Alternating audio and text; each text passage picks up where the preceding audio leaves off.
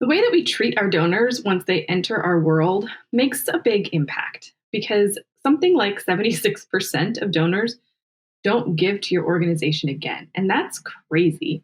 You've already done all this work to acquire them and bring them into your network. And then they maybe only hear from you when you send them a tax receipt or when you need new funds. So today we're going to think about some ways that you can create that customer experience, like when you go to your favorite store or buy your favorite subscription box, so that you can really come up with some fun ideas to keep your donors engaged, keep them growing with you, so that you can continue to work them up the ladder and they can continue to give more and more to your organization. I'm so excited about this topic because I think it's something that we don't spend enough time on, or we just think, well, they're only giving us $5 a month, so that's not worth our time. But really, when we think about those people that are coming in at the beginning stages, testing out our organization, trying us out to see how we're going to treat them and if this is the cause for them, prime opportunity to keep them coming back. And $5 a month over a period of time, you increase them to 10, 20, 50. That's a significant amount of money over a period of years. So I think it's time to rethink how we spend our time cultivating donors at the beginning stages so that we have an easier job of turning them into bigger donors when we get further down the road. But before we get into this episode, it is brought to you by our website Wednesdays. These are free workshops, one Wednesday a month, that help you with a very specific topic on your website. And they're free, pitch free, just here to give you a little bit of information and answer any questions that you have. They're 30 minutes and there's no replays available. You got to show up live. So to get information on the topic for this upcoming website Wednesday workshop, head on over to thefirstclick.net/website-Wednesdays. Hope to see you at a future one. But for now, let's get into the episode. You're listening to the Digital Marketing Therapy Podcast. I'm your host, Sammy Bedell-Mulhern, and each week I bring you tips from myself and other experts, as well as hot seats with small business owners and entrepreneurs to demystify digital marketing and get you on your way to generating more leads and growing your business. I want you to think about the favorite subscription box that you have and think about what are the favorite parts that you get from it. So, for example, I get the FabFitFun box. And one of the things that I love about it is if you're an annual member, then you get to kind of help customize and pick the things that you want in your box. And so it's just kind of a fun way for me to kind of create that customized personal experience. I also love that they randomly select things for me, and it's just kind of a fun thing to get to spoil myself on a quarterly basis. If you're not a product base and there's nothing that you can do in that regard, then there's also amazing things that can happen with things like Netflix. So Netflix obviously is a service, you stream the movies, but one of the things that I love is I get emails from them when a new season comes out from a show that I've been watching, or a monthly email that says, hey, these are things that you might like based off of what you've already been watching. I also love when I buy stuff from Amazon, it's going to check back in with me and see how was the order so that they can work with their vendors to do better, or these are products that you might like. Now, sometimes it does get a little overwhelming and obnoxious, but really it's just a way for companies to stay in touch with you, to keep you top of mind so that you continue to come back and see value in what it is that they're doing. And you as a nonprofit can do the exact same thing. It's a little bit different. I understand that, but there's ways that you can provide experiences and provide value to those donors so that they continue to come back. And it can look like a couple of things. It could look like a dedicated email that's just to monthly donors, a dedicated email that's maybe just to like your middle or more high donors. So it just really depends on what your model is for your business. But I want to talk more specifically about your monthly donors, because I think this is where we really miss the mark. We get in this mindset of we don't have time to nurture them. They're not giving us enough money. But that's really kind of the opposite of where we want to be. We want to be nurturing them along the way, because it's just like any other business. you want to kind of we have done a lot of episodes on kind of sales funnels and lead gen, right? We want to keep filling the top of our cup so that we have more people to have conversation with. We're learning more about them. We're building more of a relationship with them. So as we ask them to give us more money down the road for different projects, we can be hyper specific like a Netflix might be. So let's just start at the beginning. So we have donors that are giving $5, $10, $15 a month, right? And we've given them some value for that. We've already said, this donation helps serve, give 20 meals to families in need, right? They already have that. So now we need to layer in that value as we go.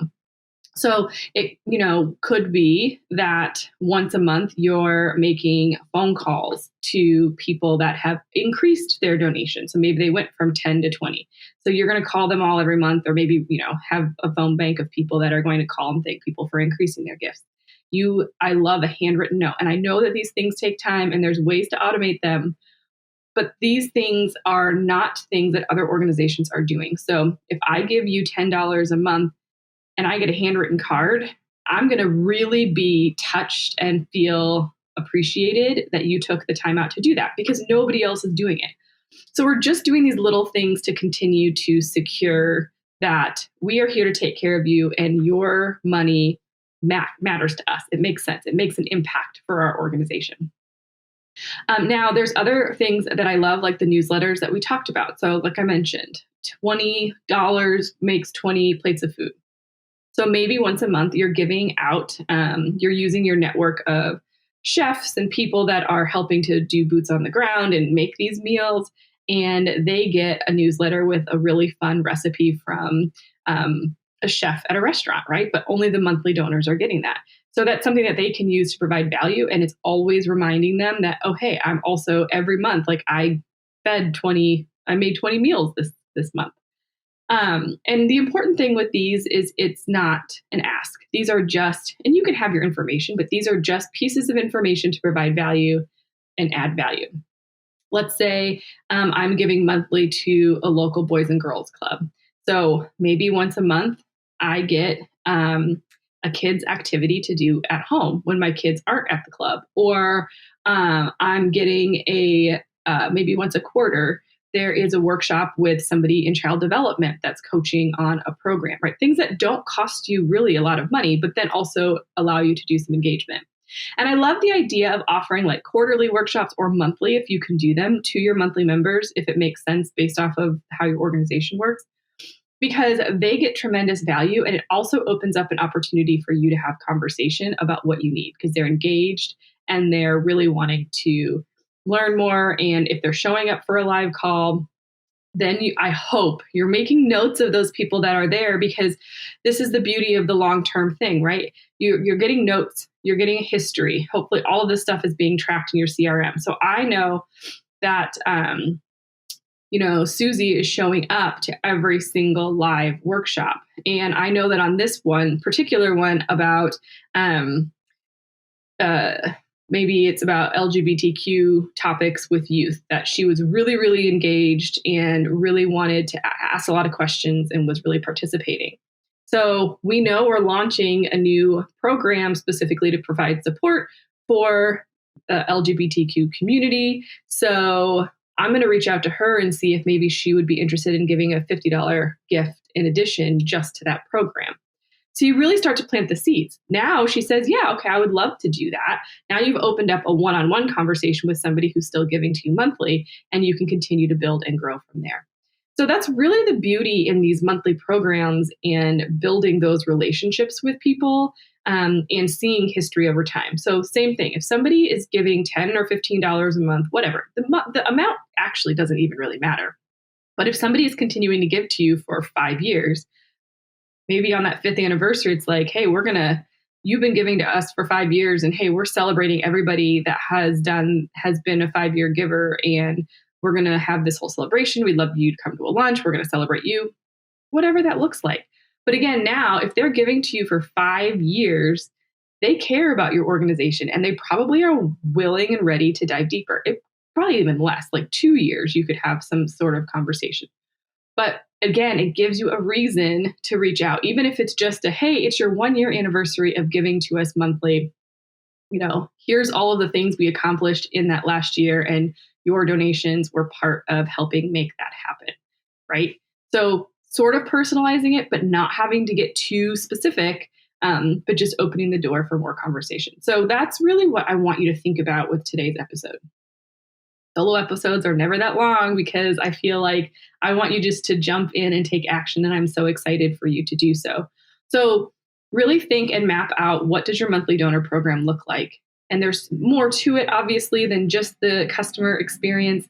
But what kinds of things can you do to make it unique? How can you give it a name? How can you channel the inner organizations that you love to be participating in and kind of add some fun experience things? And really the key of all of this is, how can you make it about them?